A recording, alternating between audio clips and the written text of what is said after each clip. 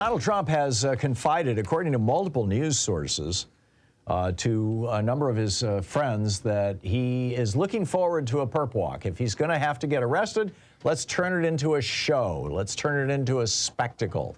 And he wants to be handcuffed because he thinks that'll make him a martyr.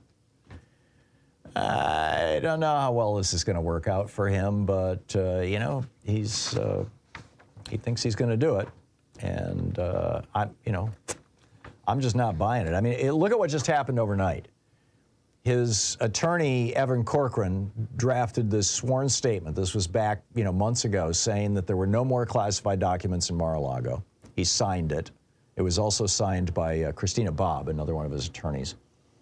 And where did he get that information? He got that information from Donald Trump. And Donald Trump knew that it was a lie because he had classified documents in the drawer of his desk, where he sits and works. So he knew these were lies. So then Jack Smith, the prosecutor, tries to get this testimony from Corcoran, Trump's attorney, and Corcoran says, "Oh, I can't do that. This is client attorney privilege." And so Smith goes to a federal judge, Beryl Howell, and says, "Pierce the veil here, because this is, Trump using his lawyer to commit a crime." And Judge Howell says, "Yeah, you've got to testify."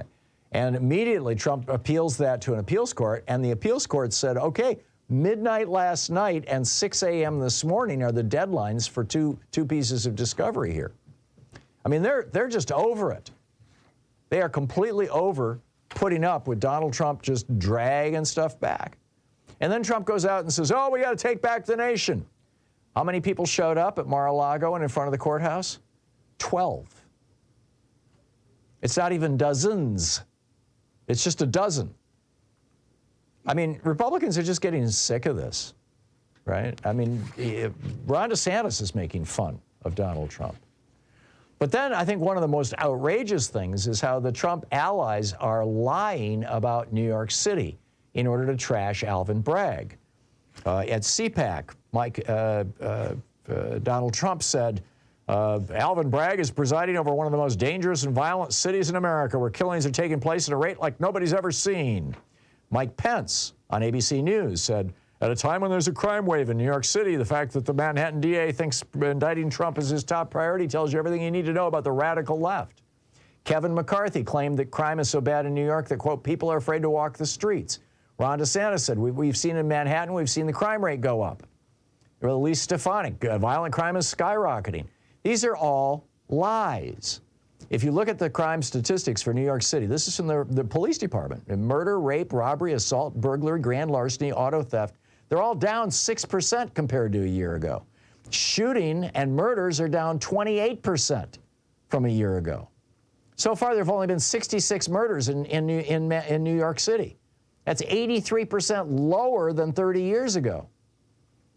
It's down by 21% just over the previous year. Counts of rape, burglary, robbery, and grand larceny have gone down. Major felony offenses in New York City were 46% lower than in 2000, 23 years ago. Subway crime has dropped 16%. New York City is now the safest of America's 6 largest cities. Manhattan is the safest, if it was a city on its own, the borough of Manhattan, Manhattan Island, it would be the safest city in the entire United States.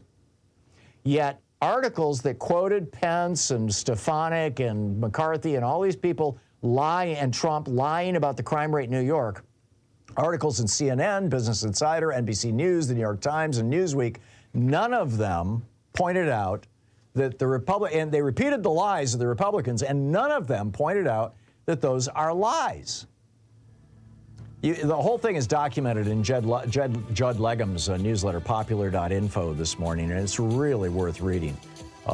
It's just shocking, the level of lying that's going on by the Republicans about Alvin Bragg and about Manhattan, about New York City. I mean, you've got a black mayor and a black district attorney. The Republicans are lying through their teeth about this, and nobody's calling them out.